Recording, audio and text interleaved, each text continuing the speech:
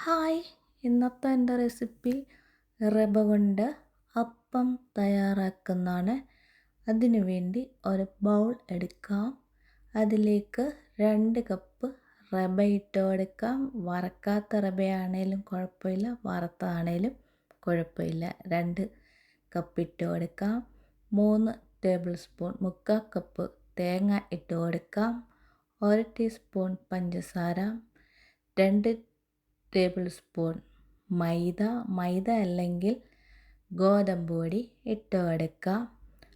1/4 teaspoon ഉപ്പ്, 1/2 teaspoon yeast. ഈ ഈസ്റ്റാണ് ഞാൻ ചേർത്ത് കൊടുത്തിരിക്കുന്നത്. എല്ലാം ഒന്ന് മിക്സ് ചെയ്യുക. ഞാൻ ഈ ഗ്ലാസ്സിന് 3 ഗ്ലാസ് വെള്ളമാണ് ഒഴിച്ചു കൊടുത്തത്.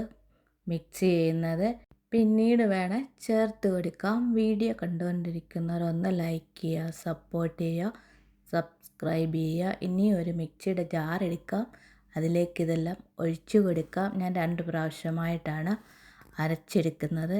ഇനി ഇതൊന്ന് അരച്ചെടുത്തുകൊണ്ട് വരാം. ഒരു ബൗളിലേക്ക് ഇതുപോലെ ഒഴിച്ചു കൊടുക്കാം. ബാക്കിയിരിക്കുന്നതും അരച്ചെടുത്തുകൊണ്ട് വരാം.